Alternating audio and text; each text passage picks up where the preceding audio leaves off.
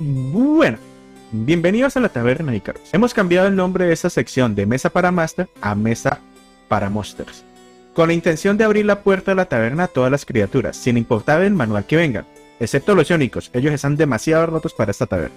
En 3.5, cuando un conjuro afectaba a monstruos, quería decir que incluía a todas las criaturas. Y yo amo a todas las criaturas, por eso el nombre.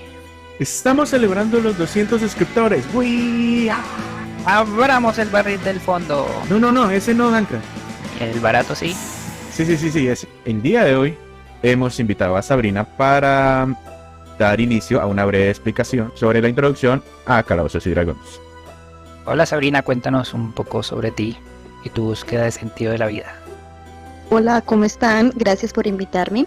Pues principalmente resulté el día de hoy con ustedes, no sé por qué, me lo estoy preguntando. Quiero aprender un poco más sobre D&D y sobre el mundo en el que ustedes están en estos momentos compartiendo con las demás personas que desean aprender. Entonces vamos a entrar en materia. Para introducir al mundo de D&D o Dungeons and Dragons o Calabozos y Dragones, pues lo primero es que es un juego de rol. Este es el juego más conocido y fue el primero, que se basó en unas personas que eran muy fanáticas del Señor de los Anillos, quisieron como ellos poder estar en esos mundos que se describían allí y crearon unas primeras reglas que fueron creciendo, mejorando, luego lo compró Hasbro y ahí va. Se trata pues de que los jugadores interpreten unos personajes ficticios en un mundo imaginario que está lleno de magia, de aventuras y de desafíos. Ahora sí me puedes decir por qué te ha llamado la atención jugar. El objetivo por el cual deseo aprender a jugar Calabozos y Dragones es porque me interesa aprender un poco más sobre juego de roles, ya que me parece sumamente interesante todos los aspectos que una persona debe tener en cuenta al ejecutar un juego de este tipo. De igual forma, pues es una oportunidad en donde se pueden reunir en un mismo escenario diferentes personas con diferentes tipos de personalidades y de formas de ver la vida desde una misma situación, y cómo el ingenio y la capacidad pues para resolver situaciones que se van presentando de forma inesperada pueden llegar a un bien común, por así decirlo. Entonces esa es como uno de los objetivos o de las, digamos, razones por las cuales me interesan los juegos de rol. Suena como que es buena compañera de equipo. ¿Sabes qué es una party? No sé. Bueno, una party es el grupo de aventureros. En inglés ese es el nombre party y nosotros le decimos así también la party. Es como el grupo de los personajes de los jugadores. Sí. O los que se van de aventura. Entonces esa es la party. Es pues la base del juego. Llevar esa empatía, ese compañerismo a ese mundo con sus diferentes problemas en ese tiempo. Ese trabajo en equipo. Sí. Ok. Y es como esa party se vuelve como la familia de esos personajes. Obviamente, pues como en todas las familias, hay miembros que se llevarán un poco mejor, miembros que se llevarán un poco peor, pero que tendrán que trabajar en equipo si quieren superar las dificultades de la aventura. Y a los que no se portan bien les decimos se va de la party. Pues el juego es para divertirse y se necesita estar en una situación amena. Muy importante que no haya incomodidad, sino que es recordar que es un juego que es para diversión. Sí, porque a veces se pueden calentar los ánimos a pesar de que es todo como una pretensión. Pero sí, siempre mantener como la idea de esto es divertirse, como Siempre. principalmente. Un momento de esparcimiento, más que todo, según les entiendo. Sí, es otra forma de entretenimiento. Yo siempre lo describo que es como si te reunieras con varios amigos y te estuvieran contando un chisme larguísimo y tú te vas imaginando la situación. Sí, porque a ustedes les gustan los chismes. Sí, me gustan los chismes. .kneta. Bueno, entonces ahora sí te voy a explicar las mecánicas del juego. El orden no refleja la importancia. Entonces voy a empezar primero con el combate. Uno de los desafíos del juego son los combates. Este juego me parece que le da bastante importancia al combate. Hay otros que casi no se combate, es como más el rol, que es el rol llamamos a ese sentarse a hablar interpretando a un personaje. Y este tiene como una combinación, yo lo manejo como equilibrado entre rol, combate, con tonos de investigación, aventura. Entonces en el combate se utiliza un sistema por turnos. Y cada personaje y los enemigos en su turno tienen la oportunidad de realizar diferentes acciones. Que esas ya las puedes ir aprendiendo después. Puede ser atacar con un arma, conjurar, moverte, ayudar a un compañero, y etcétera, etcétera. Lo que sea que te imagines y lo que se esté dentro de las posibilidades de tu personaje. Con su raza y su clase, su profesión, que te puede dar ventajas o desventajas que tú puedes manejar a tu favor. Y se utilizan los dados para mirar si las acciones son exitosas o no. Es como interpretar un papel en una obra de teatro. Y el resultado de las decisiones que tomes ese personaje, ese papel, están dictados por los dados. Los dados son como la guía durante toda, digamos que la ejecución de la obra de teatro, por así decirlo. Los dados son la aleatoriedad. Digamos que en tu obra de teatro tu personaje es muy bueno para trepar, pero no quiere decir que siempre lo vaya a lograr. Puede ser que haya una superficie muy lisa o algo. Eso se define con los dados, si lo lograste o no. Y si el personaje es bueno, pues es más probable que lo logre hacer lo que sea que esté intentando hacer. Entiendo. ¿Esa parte quedó bien? Sí. Listo. Listo, entonces otra cosa son las habilidades. Todos los personajes tienen sus habilidades que les permiten realizar acciones específicas. Por ejemplo, persuadir a alguien para que haga algo, buscar información, esconderse, también dentro del combate. Y estas habilidades están basadas en unas características básicas que ahorita te digo cuáles son. Bueno, esas son las habilidades. ¿Algo que opinar? No, pues por el momento tomando nota. Otra cosa es la magia. No todos los personajes hacen magia, pero los que la hacen son los lanzadores de conjuros. Ellos tienen una variedad de hechizos que pueden elegir. Está la magia arcana y la magia divina. La magia divina está más enfocada en ayudar, en sanar, en curar heridas, y la magia arcana más como en el ataque, el daño, el fuego. Pero hay muchos tipos, y estos usuarios de magia pues tienen su número limitado de hechizos que pueden lanzar al día. ¿Qué te parece? ¿Te llama la atención un personaje que haga magia? Parece interesante lo que cuentas. La magia en este juego forma un papel importante, que es un mundo de caballería y magia, pero que no es la única opción. Y yo pensaría que ya después de la explicación de las clases, ahí sí mirar si le interesa o no la magia. Pero por ahora entonces, ¿qué opina de la magia en el juego? Pues como comentan, tenía entendido o pensaba, desde pues lo poco que conozco, que los personajes con magia eran uno de los personajes pues digamos que más importantes, pero pues hasta ahora estoy entendiendo que no son como los únicos o los más importantes, sino que hay un ramillete o una gama de muchas otras opciones que no giran en torno como tal a la magia, según pues entendí, me corregirán. Sí, hay varios que no son usuarios de magia y están equilibrados, pues son muchas opciones. Ahorita más adelante te las contamos. Ok.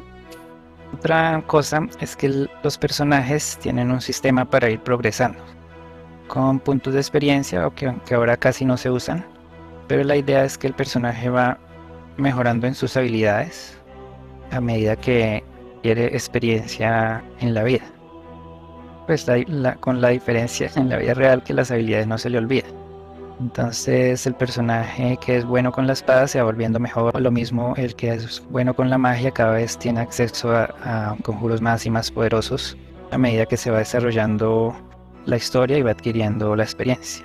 Según lo que entiendo, dependiendo de las habilidades con las cuales se configura un personaje dentro del juego, a medida que van ganando experiencia, van mejorando esas habilidades, ¿correcto? Sí. Ok, entonces sí entendí.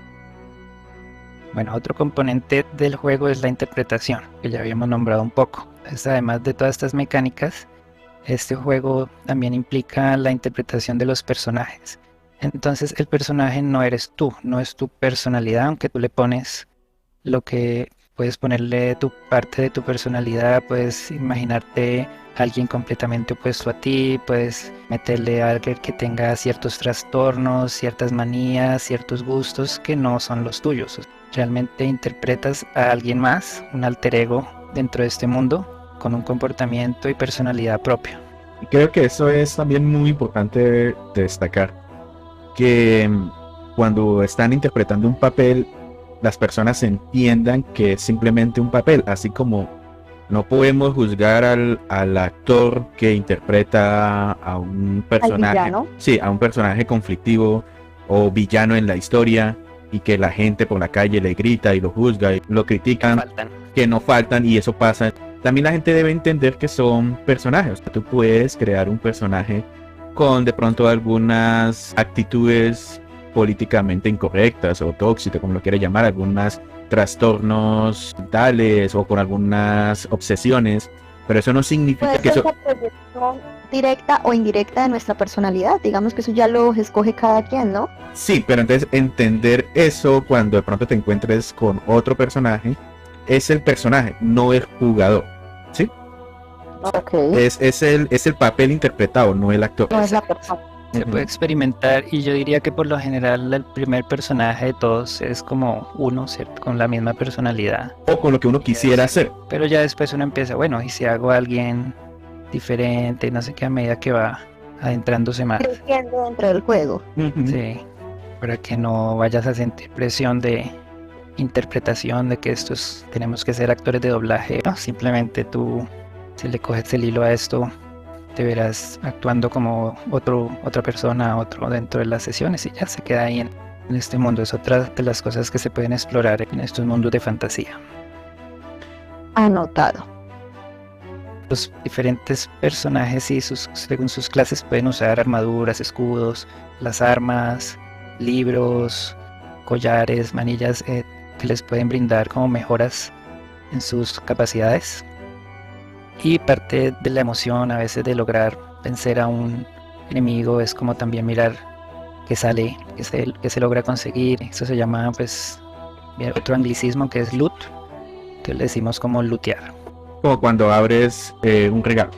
Emoción del momento. Y ahora sí, yo creo que podemos pasar a la creación de personajes antes de hablar otras cositas. Para crear un personaje se elige una raza y una clase.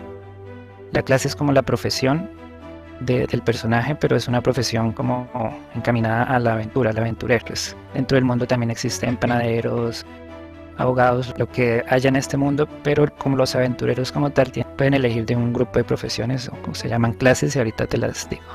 ¿Hasta el momento tiene alguna duda, Sabrina? Digamos que no muy puntuales, ya creo que las dudas pueden ir surgiendo a medida en que se vayan concretando un poco más las cosas, pero no, digamos que más que dudas se han aclarado, son aspectos que de pronto uno generaliza y que ya cuando profundiza en el tema uno se da cuenta que no son como tan así. Entonces por el momento no. Y claro, pues le estamos dando como un esqueleto que puedes ir llenando después de más información, porque así de entrada decirte tantas cosas, pues primero nos duraríamos 5 horas mínimo, y segundo, pues no se te quedaría mucho. Tal Y cual. ahora sí, entonces, los personajes tienen 6 características principales: fuerza, destreza y constitución, que son las físicas, e inteligencia, sabiduría y carisma. Estas características determinan como las fortalezas y debilidades que va a tener ese personaje. Va a haber alguien muy sabio pero poco carismático, muy fuerte pero Poco inteligente. poco inteligente, etc. Y combinando con las habilidades se determinan las cosas que puede hacer el personaje, como el ejemplo de trepar que te decía ahorita, que tendría en cuenta la fuerza o la destreza para tirar el dado, para ver qué tan probable es que logre trepar. Y esos valores son numéricos. Entonces, entre más alto tengas ese valor, es más probable que obtengas el objetivo. Que consiga el objetivo. Sí. A mayor número, mayor favorabilidad. Exacto. Entonces, ¿cómo saber qué números tiene tu personaje? Entonces, Esa era mi pregunta. hay tres formas.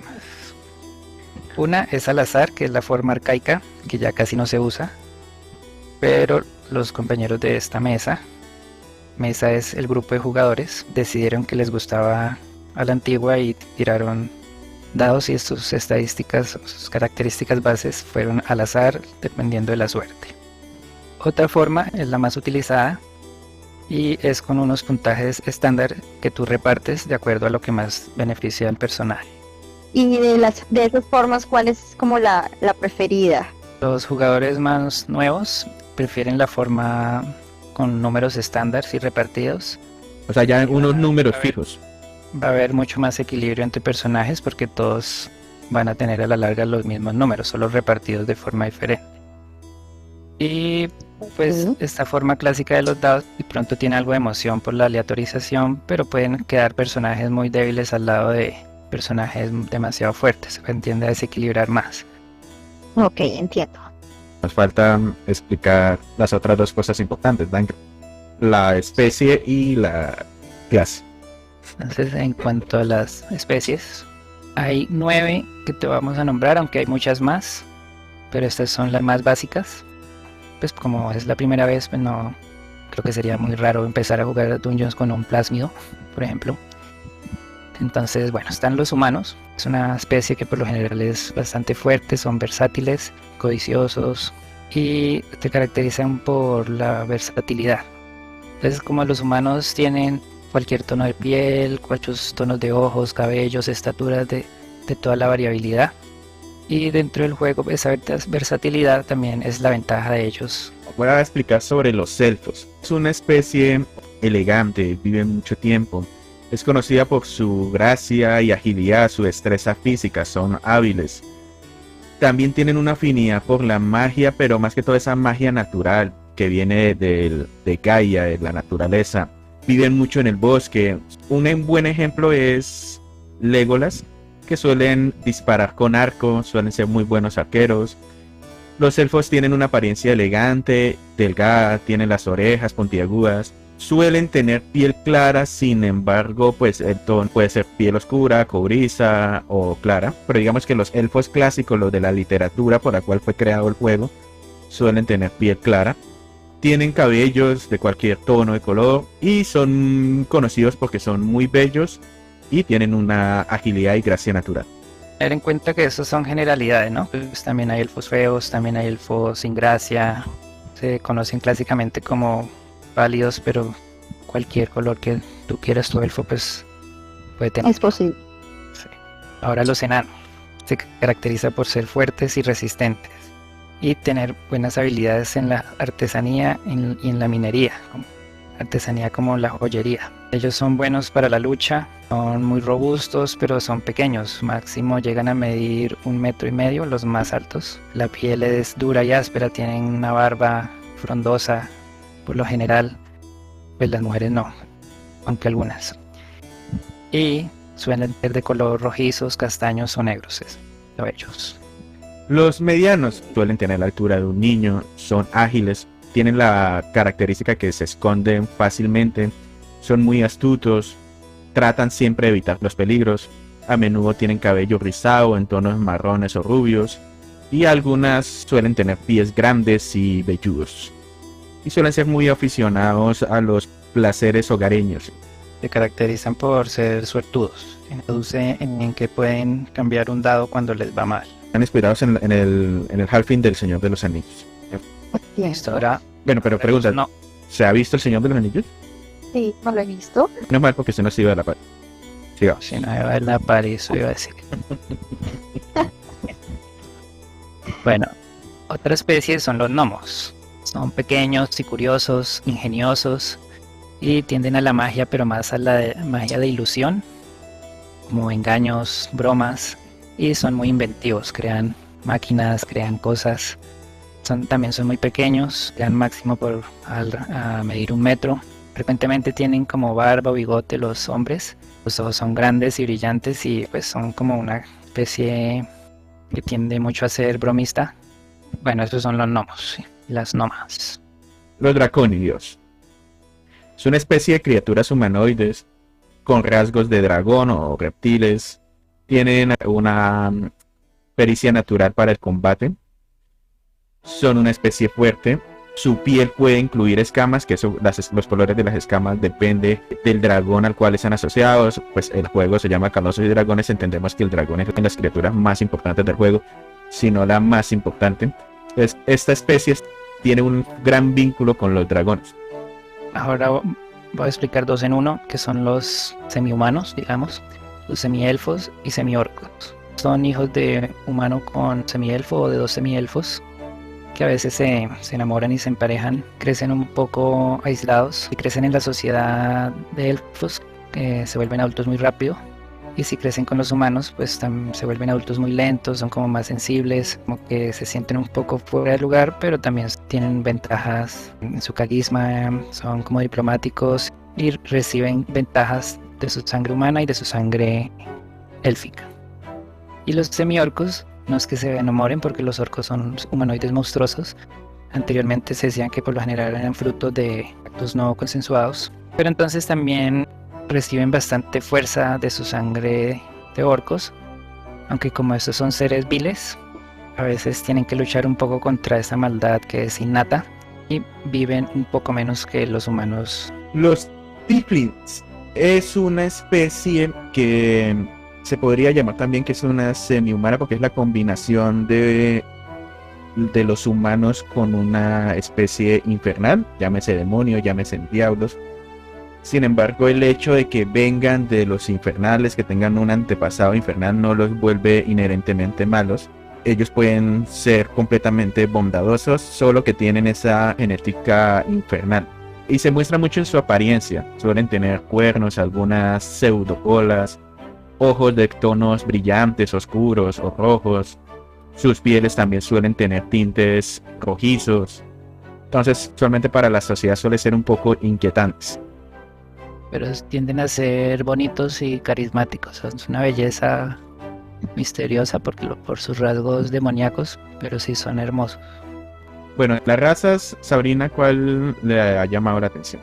Esta última que me han mencionado, bastante interesante. Me ha gustado la segunda imagen que me mandaron, creo que es un elfo. Sí. Sí, esos dos los que me parecen interesantes.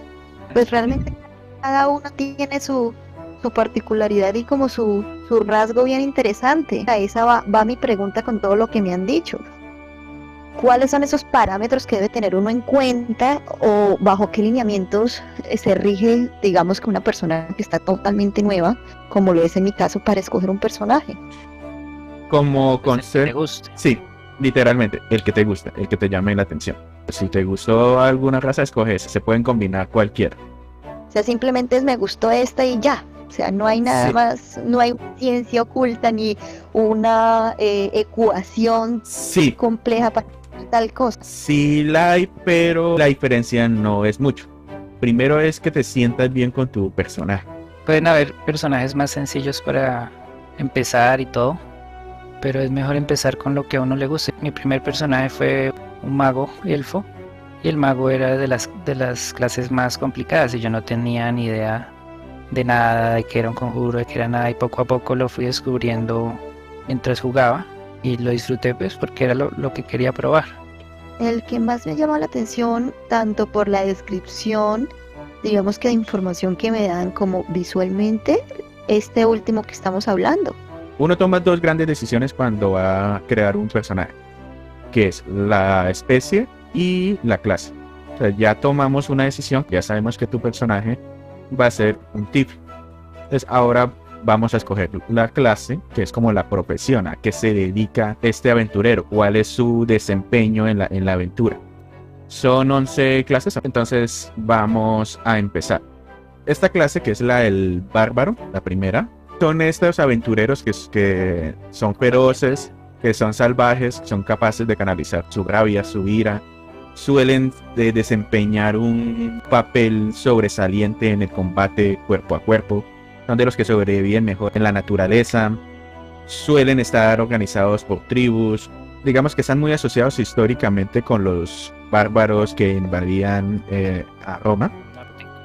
Sí, con su mitología nórdica, con sus estados berserkers, estado mental que los hacía resistir el daño más fácilmente. Otro son los bardos.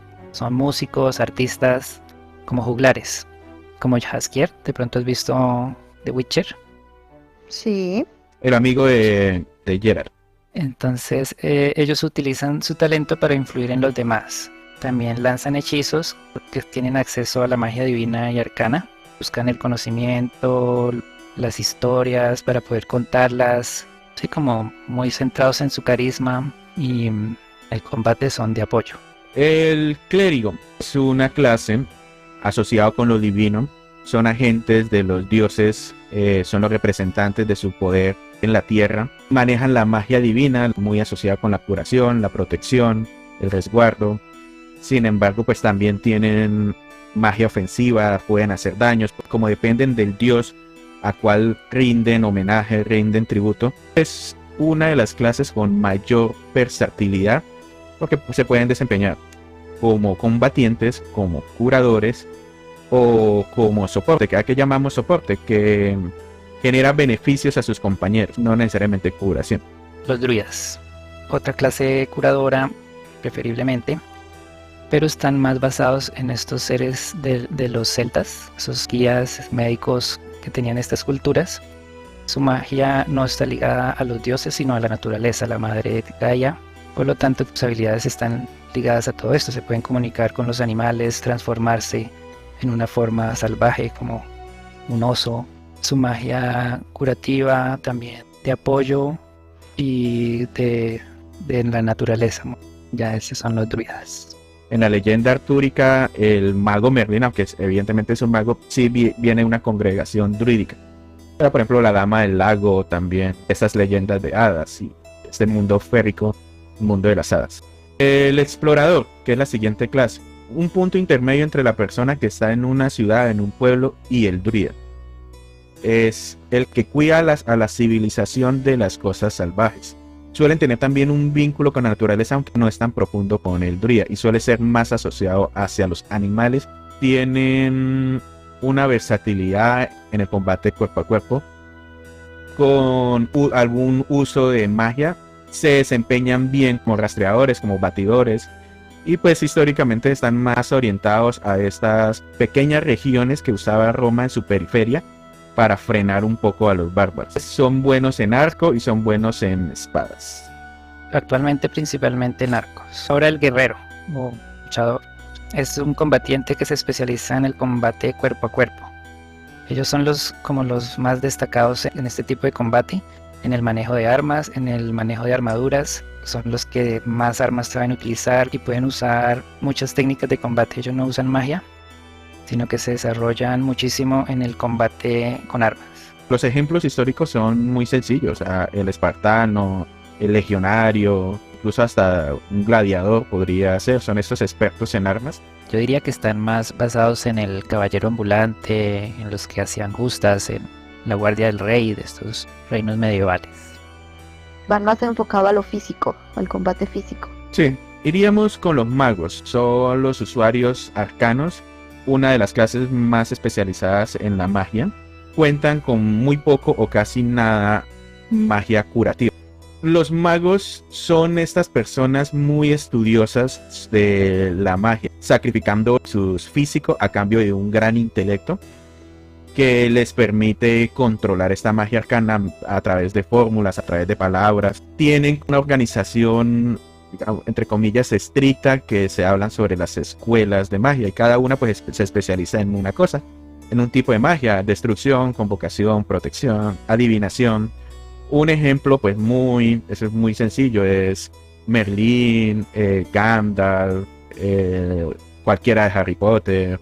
Una clase muy versátil, ya que la lista de conjuros de la que pueden elegir es muy amplia, y además pueden aprender nuevos conjuros estudiándolos. ¿Cómo vamos, Sabrina? ¿Cansada? ¿Bien? Con formación, lo que más se pueda. Cabe mencionar otra clase parecida al mago, que es el hechicero, que tienen más o menos los mismos conjuros, pero ellos no los estudian, los tienen como un talento innato, que probablemente ellos, al ser descendientes de alguna criatura como un dragón, un hada o incluso demonios, pueden lanzar estos conjuros de manera natural sin estudiarlos. A diferencia del mago, no tienen gran versatilidad, no tienen gran variedad en su magia. Como es innata, Pues, son pocos, pero pues los puede mejorar de forma diferente que el mago. Mago aprende su magia, y el hechicero nace con ella. Sí, ese era lo último que te iba a mencionar del hechicero. bueno, otra es los monjes. están basados en estos templos orientales de la Shaolines. Shaolines y también los budistas.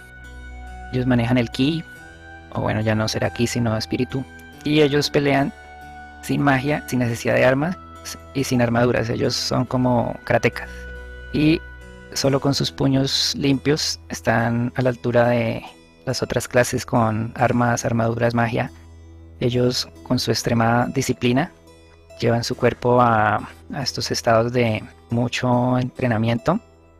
Entonces pueden hacer cosas que parecen sobrehumanas, que parecen casi magia. Son muy rápidos, muy ágiles. También están muy asociados con la filosofía de los monjes. Pueden ser reconocidos como los sabios, personas de alto conocimiento. El paladín es el brazo armado de un poder divino. Es el que defiende los ideales de este poder divino, llámese Dios o criatura celestial o extraplanar. Usa la magia sagrada. Pueden ser estos paladines militares de choque. Pueden ser templarios, que son los que protegen a los viajeros. Pueden ser una especie de misioneros que están ayudando a las personas. Están regidos por un código que varía dependiendo a su deidad. Puede haber paladines que luchan por el amor y la justicia y son totalmente pulcros, honorables, leales. Pero también puede haber paladines que lo que hacen es pacificar a la población, que no haya ninguna revuelta. Entonces varía mucho eso, pero siempre tienen un código con el cual se tienen que regir. Son personajes muy fuertes, la mayoría son de primera línea. Tienen un poquito de magia divina. Y tienen una característica que es que castigan.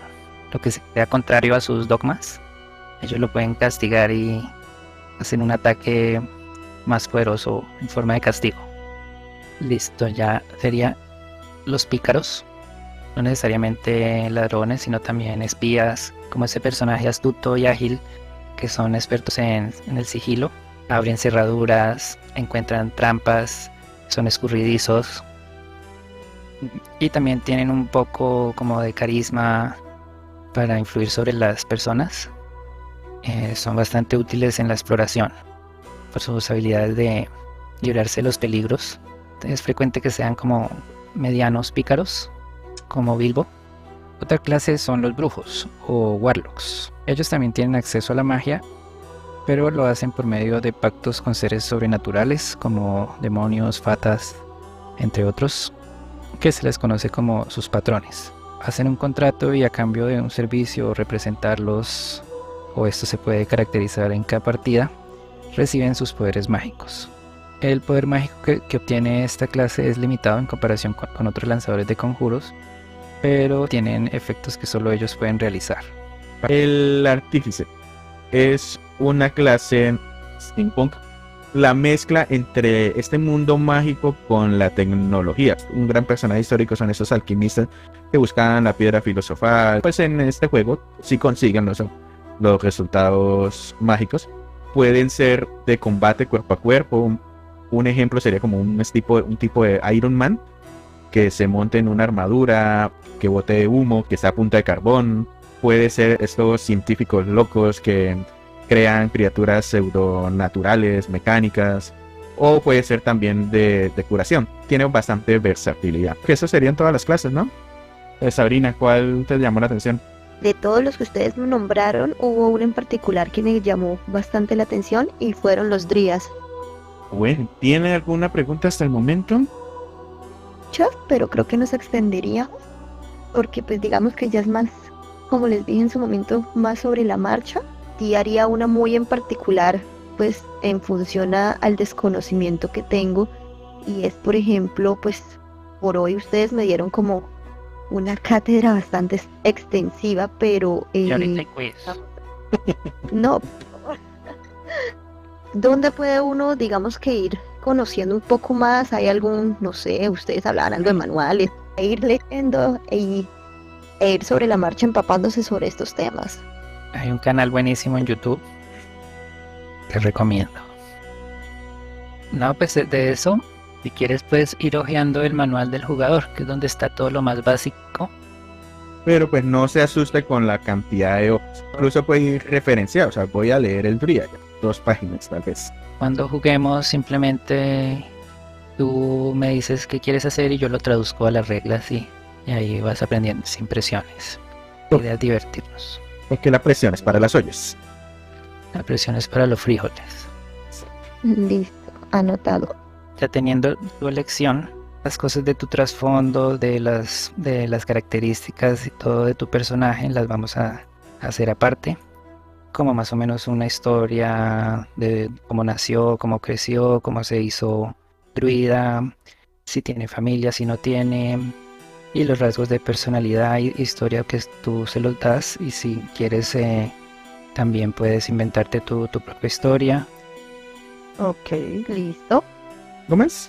Impresiones finales de Sabrina. Bueno, primero, demasiada información por procesar. Entonces, la persona novata que realmente quiere aprender este mundo debe estar pues comprometida y con un interés real por aprender. No es de pronto algo que uno dice, hoy me levanté con ganas de aprender y ya mañana me las voy a saber todas. Ese sí creo yo que es un aspecto que se debe tener realmente en cuenta al momento de incursionar en este nuevo mundo. Segundo, como ustedes dicen, posibilidades demasiadas para desarrollar este hobby. Eso es lo interesante y es lo bonito de este juego. Y tercero, como ustedes dicen, y creo yo que no por ser la última sea la menos importante, es disfrutárselo y gozárselo, porque de ahí radica todo, ¿no? El dedicarle tiempo, porque son jornadas extensas y no todas las personas están dispuestas a sacrificar su tiempo, por así decirlo, pero se debería sacrificar cuando realmente no se goza, porque cuando se está gozando, se está disfrutando de X o Y actividad, en este caso pues del juego, no es tanto sacrificar sino invertir el tiempo en algo que a uno lo llena, lo reconforta y más que todo que puede compartir con personas que tienen el mismo gusto o afinidad. Exactamente, sí, es un hobby, pues tiene tanta profundidad como uno quiera, porque incluso nosotros que llevamos jugando tanto tiempo, nunca podremos decir que nos las sabemos todas, porque No. es así inmenso. Son muchos errores que se cometen, cosas que se olvidan, pero bueno, eso sí está claro, divertirnos y no, la risa no falta. Y lo que mencionas, todo un mundo imaginario que se abre. Marina entenderá es como una lectura, como leerse uno un libro. La diferencia es que esta vez no lo estás leyendo, sino te lo están contando y estás siendo parte. Lo estás construyendo. En el ejemplo que pones no es una historia que ya está establecida en el libro y que uno simplemente la está leyendo y se está enterando, sino que es una historia que uno mismo está haciendo parte y la está construyendo poco a poco. Entonces sí, todas las decisiones cuentan, hay consecuencias, hay completa libertad, me quiero ir por aquí, me quiero ir por allá, no quiero irme, quiero hablarle a este, no quiero, cosa que no es posible hasta ahora en los videojuegos. Y bueno, entonces nos vemos en la sesión de debut. Bueno, Sabrina, muchas gracias por acompañarnos en la taberna. Me hace el favor y barre antes de salir. Y chao, gente, nos vemos en la próxima. Chao, gente, cuídense. Hasta luego, gracias por la invitación.